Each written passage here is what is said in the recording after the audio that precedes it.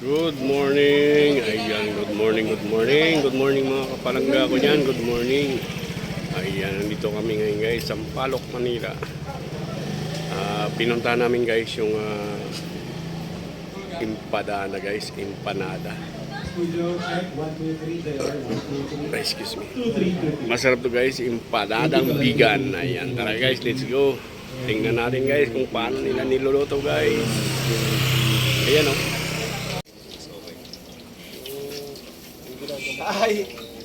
Oh yes! A blessed morning, brother! Magandang umaga sa inyo! Ayan, kasama ko na naman si Chef. Yes, at syempre, craving satisfied na yung aming mga paningin ha. Paningin pa lang kasi mamaya, lalantakan namin yan. And I'm sure, kagaya kami ni Galoy dun sa mga sinasabi nyo nga na nag-crave dahil dumaan yung empanada craze nga. Sa ating mga Everywhere sa social media, kaliwat ka na makikita mo yung post about this cravings. Satisfied nila niya. empanada, no? Naku, hindi nakakagulat, Chef, na dinarayo at pinipilahan to dahil siksik sa ingredients at hindi lang yun. Pakita natin. Ay, May syempre, pamprano, diba? syempre.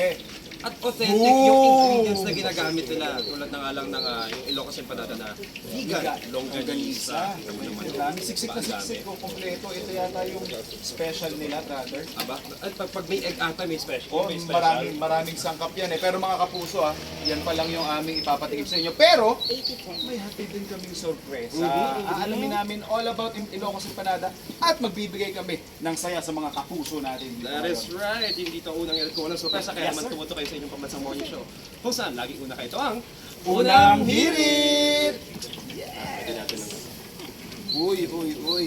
Ang lalamang si brother ha. Sige kuya, tikim ka kuya. Sorry. Grabe lang guys yung may isa. Course. Kaya naman, eto, pasensya na mga kapuso. Kami muna yung lalafang nitong ating Ilocos Empanada. Matakam kayo. Yan. Pakikita natin. Chef, sige, ako hahawak ng mikropono mo. Siyempre may inside reveal tayo. Ang ganda naman yung pagkaka-crack naman ng ating egg. Yan! So makikita natin, meron of course, yung papaya natin, yung ating vegan longganisa na sinabi mo nga kanina. Alam na tayo tatlo pang empanada na lalantakan natin for sure.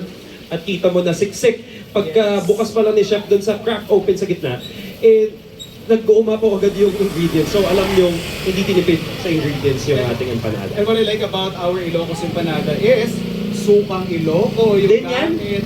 Kaya naman pala. Sugarcane. Ito, ako na kanina, nakauna ka na, nakalamang ka na eh. Go Chef, by Ako all muna, means. Sige, takapin mo ang ating mga viewers. Yes, kita nyo yun? Kami lang ang nakatikim niya. Kaya kayo mga kapuso ay sumugod kayo dito. At again, patikim lang namin yan ni Chef JR dahil mamaya alamin natin kung paano yan ginagawa.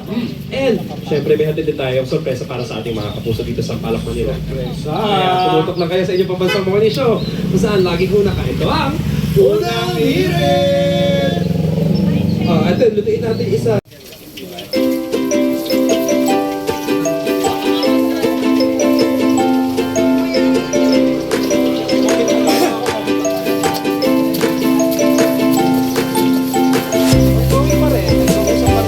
Last question na daw yun.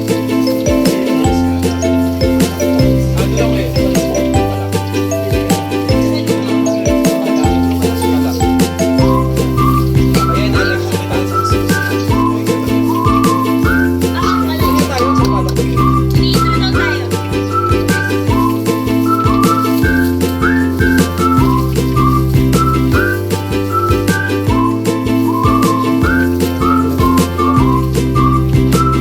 Samantalang Sige sir, gawa ka lang. Parang patis na ata ang nilagay.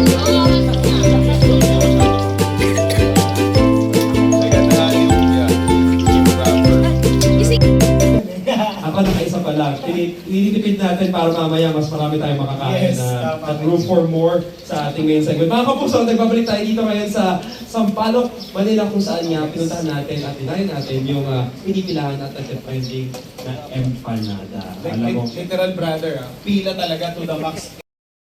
baka bumo ka eh.